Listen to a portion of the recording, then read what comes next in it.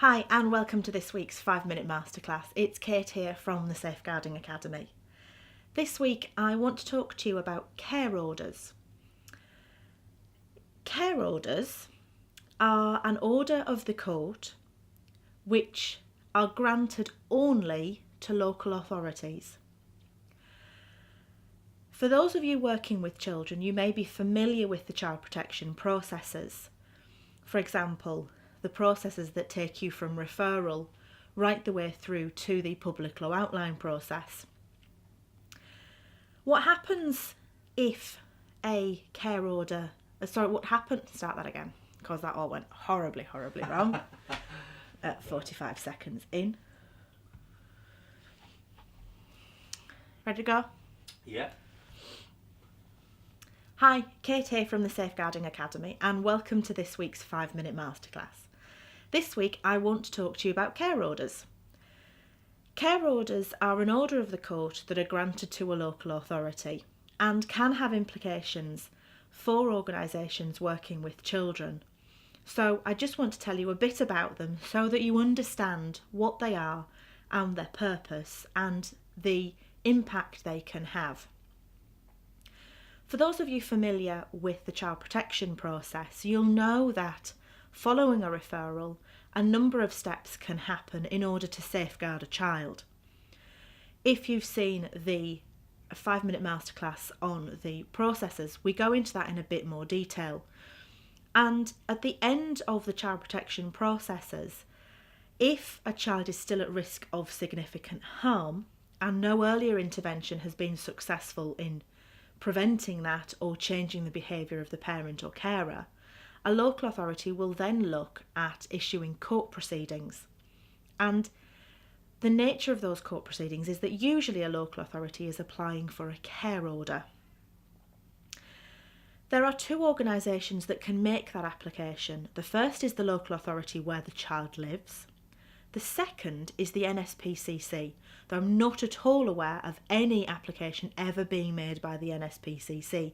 They usually make the referral to the local authority and the relevant local authority makes that application. So what is a care order? It's a short word that actually has a very powerful punch. A care order is an order granted to a local authority, which means it shares parental responsibility for a child or children subject to that order.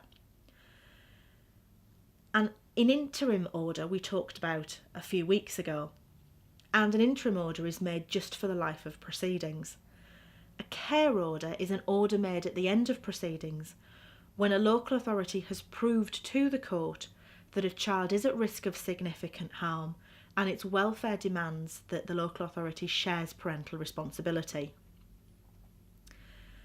Now, sharing parental responsibility with a parent is one thing, but actually what a care order does is give a local authority overarching parental responsibility.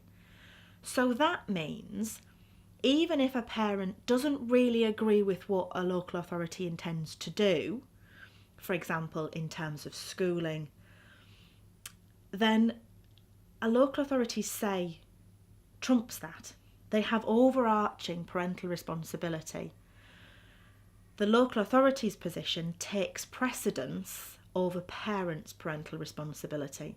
And while parents are still involved, it's the local authority that's making all the day-to-day decisions and will delegate that responsibility to the foster carers who are caring for the child.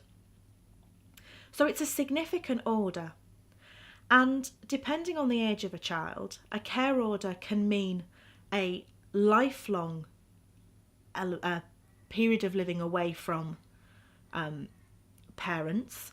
So they could be away, depending on the age, for 10 or 15 years until they reach majority. And a care order opens doors financially at the later stages of the teenage years to assist young people with moving on, help with finding somewhere to live, help with maybe going to university. But that all comes from a local authority having parental responsibility and a local authority having responsibility for a child that's in their care. So in a nutshell, that's a care order. It's not easily granted. There is a heavy threshold to cross. A local authority has to prove that a child is at risk of significant harm, and it has to prove that a child's welfare demands that a child should be placed away from parents if a child is to be in foster care.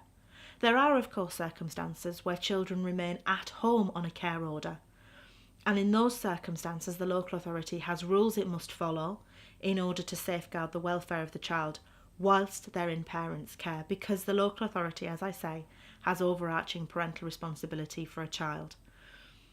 If a child is subject to a care order and in your care, or you have a duty of care towards that child, then you must make sure that a local authority is notified in exactly the same way that you would notify a parent.